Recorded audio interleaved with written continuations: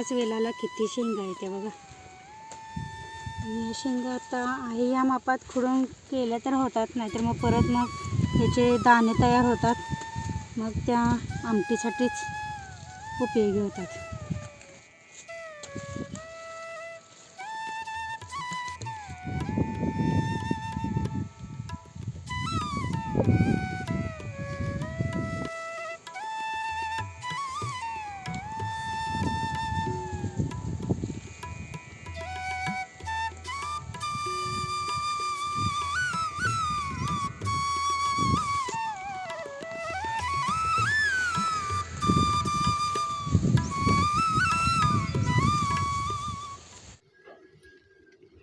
नमस्कार मंडळी, गावाकडची चूल या यूट्यूब चॅनलवर तुमचं स्वागत आहे।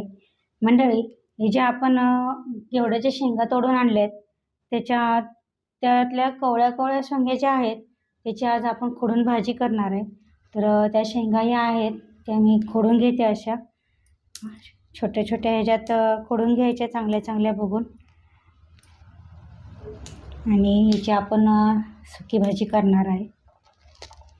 तर या शेंगा अशा खोडून घ्यायच्या सगळ्या। या शेंगा खोडून घेतलेल्या आहेत बघा, बारीक अशा छोट्या ह्याच्यात। तर ह्या शेंगा खोडून घेतलेत, त्या शेंगाची आपण आता भाजी करणार। त्याच्यासाठी आता घेतला इथे एक बारीक चिरून कांदा, तसंच एक बारीक चिरलेला टोमॅटो, बारीक चिरून कोथिंबीर, आणि मसाल्यासाठी म्हणून घरच्या आपली चटणी, बारीक केलेलं शेंगदाण्याचं कूट, आणि चवीसाठी मीठ। तर आपण आता रेसिपीला भाजी टाकायला सुरुवात करूया। तर आता इथं आपली कढई तापलेले, तेल टाकून घ्यायचं। 1-2-3 चमचे टाकायचे, आपल्याला जेवढं हवं आहे तेवढं। आपली भाजी थोडीच आहे त्यामुळे थोडंच तेल टाकते। तेल तापवून घ्यायचं। तर तेल तापले का हे आपण बघूया। हे आपला घरचाच कढीपत्ता आहे, तापले तेल आता। तर कढीपत्ता टाकून घेते, आपला घरचा देशी कढीपत्ता आहे तो। तर तेल तापले तर आपण हे कांदा टाकून घ्यायचा भाजून।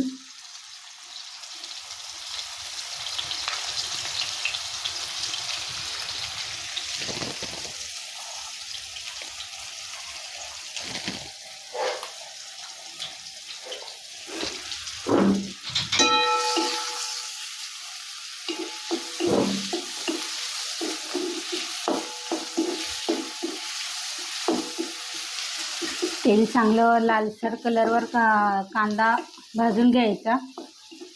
लालसर कलरवर असा कांदा भाजत आला की मग टोमॅटो टाकायचा।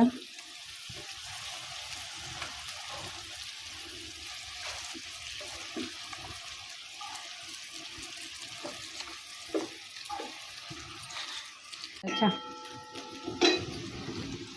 आता कांदा भाजत आलाय, तर यात आता टोमॅटो टाकायचा।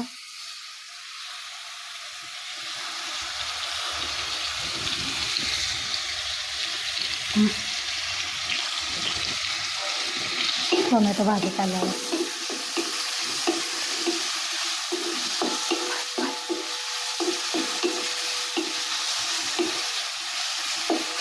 टोमॅटो थोडासा भाजला त्यातच आता ही बारीक केलेली कोथिंबीर थोडीशी टाकायची, तेलातच चांगली भाजून काढायची, म्हणजे भाजीला चांगला स्वाद पण चांगली लागतो।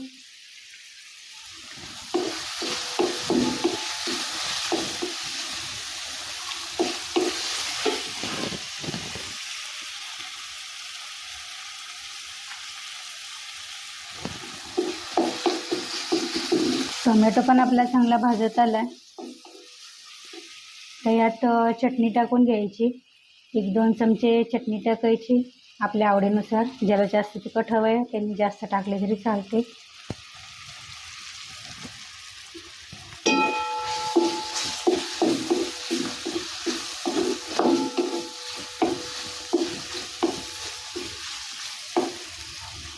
आणि आता आपण या शेंग टाकून हलवून घ्यायची। आपल्या शेतातल्याच चांगल्या ताज्या शेंगा असल्यामुळे ना त्याच्यावर नैसर्गिक कुठला फवारा आहे ना कुठलं रासायनिक खत घातलेलं आहे. आपल्या नैसर्गिक जमिनीतून आलेल्या शेंगा, त्यामुळे त्याची चव पण तशीच भन्नाट लागते. तसंच ह्या शेंगेत कणी विटॅमिन पण भरपूर आहेत बरं का. विटॅमिन ए, सी आणि के हे भरपूर असल्यामुळे आरोग्यासाठी पण हे चांगली उपयुक्त शेंगा असतात.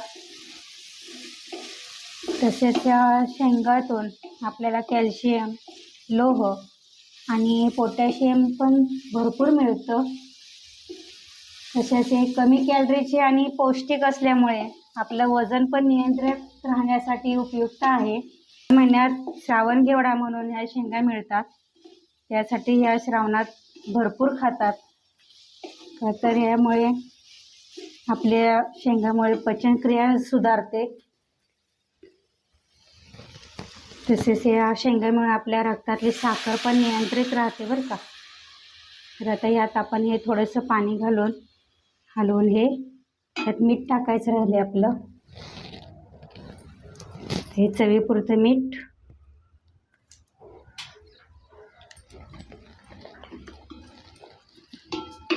आणि हे शेंग थोडी झाकून ठेवायची आता शिजेपर्यंत. शिजत आली की मग यात आपण आता शेंगदाण्याचं बारीक केलेलं कूट टाकायचं.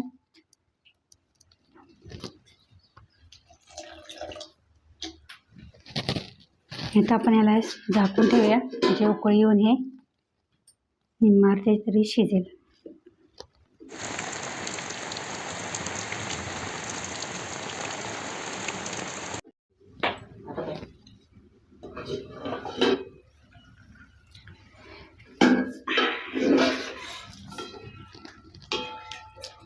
आपली आता उकळले, यात आता कूट घालून घ्यायचं.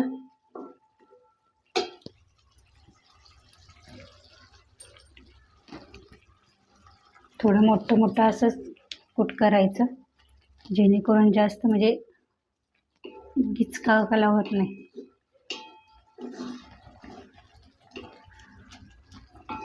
निम्मी अर्धी आपली थोडीफार आले शिजत, थोडी राहिली आहे, तरी अजून तर झाकून ठेवायची. हे आणि ह्या पाण्यात शिजून निघते.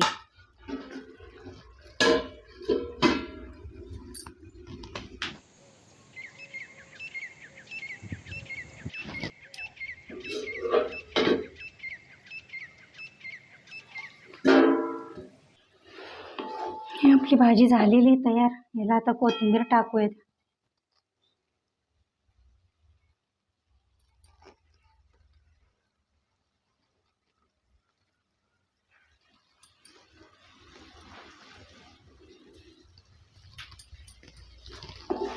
कोथिंबीर टाकून हलवून घ्यायची. आपली आता भाजी तयार आहे. आता आपण प्लेटमध्ये काढून घ्यायची. भाजी काढून घ्यायची. तुम्ही पण एकदा नक्की तुमच्याकडे मिळाले अशा शेंगा तर नक्की प्रयत्न करून बघा.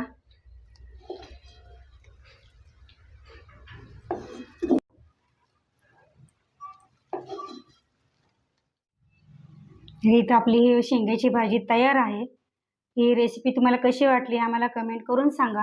आवडले असल्यास लाईक करा, शेअर करा आणि सबस्क्राईब करा गावाकडची चूल या यूट्यूब चॅनलला. धन्यवाद.